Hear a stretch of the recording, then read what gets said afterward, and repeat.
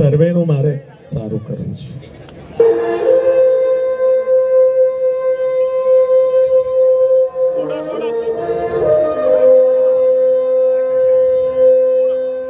આપ અત્યારે આપને જે દ્રશ્યમાન થઈ રહ્યું છે તે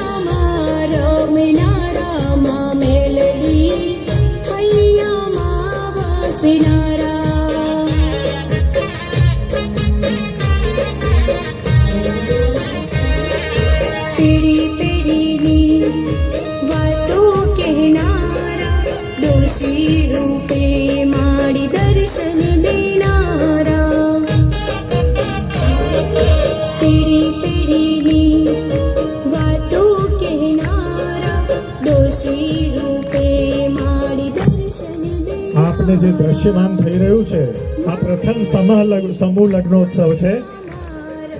11 દીકરીઓ, નિરાધાર દીકરીઓ, 11 દીકરીઓના લગ્નનું આયોજન જે અમદાવાદ મુકામે ભવ્યાથી ભવ્ય, એટલે સમૂહ લગ્ન એટલે તમે ઘરે કેવો ઉત્સવ હોય, ઘરની દીકરીનું લગ્ન હોય ને એવી ધામધૂમથી પૂજ્ય માડીએ દીકરીઓને પરણાવી અને કન્યાદાન એ રીતે આપને દ્રશ્યમાન થાય છે. આપણા સંસ્થાના ટ્રસ્ટી શ્રી ભરતભાઈ આપને દ્રશ્યમાન થાય છે. ભરતભાઈનો ખૂબ મોટો ફાળો છે. એ પણ સાથે આ બધી સેવા પ્રવૃત્તિમાં કાર્યરત હોય છે 24 કલાક. એક જ ઈશક કે કેવી રીતે અમરત બાપાનું નામ ગલીએ ગલીએ, ગામે ગામે, શહેરે શહેરે અને દુનિયામાં બધે જ એ નામ પ્રસરે, એવી મહેક અમૃત નામ છે તો અમૃત પાવા છે બધાને, અને બધાને ખુશ કરવા છે એવો આ પરિવારનો એક સંકલ્પ છે.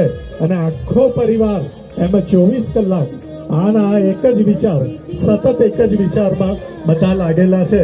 બસ અમારે બધાનું સારું કરવું છે. અનેકવિધ પ્રવૃત્તિઓ ઉષા ફાઉન્ડેશન અને જય માડી ચેરિટેબલ, જો આ દીકરીઓને જે કે અર્પણ કરવામાં આવ્યું છે, આખું ઘર વખરી પણ બધાને સાથે એવી રીતે, અને બધી સ્ટેન્ડર્ડ, બધી બ્રાન્ડેડ વસ્તુઓ, એમાં ક્યાંય કચાશ નહીં. પૂજ્ય માડીનો એવો આગ્રહ કે સારામાં સારું જેવું વપરાતું હોય, બેસ્ટમાં બેસ્ટ જે વસ્તુ મળતી હોય એ આપણે દીકરીઓને આપવાની.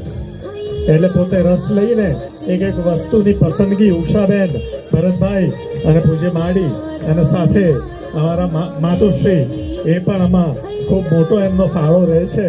એક એક વાત યાદ કરાવે દીકરા દીકરીઓને કે જોજો આ રહી ના જાય, જોજો આ નહીં રહી ના જાય, એમ કરી ધાર્મિક પુસ્તકો પણ સાથે આપવામાં આવતા હોય છે કે ભાઈ સંસ્કારનું સિંચન થાય આવનારી પેઢીમાં.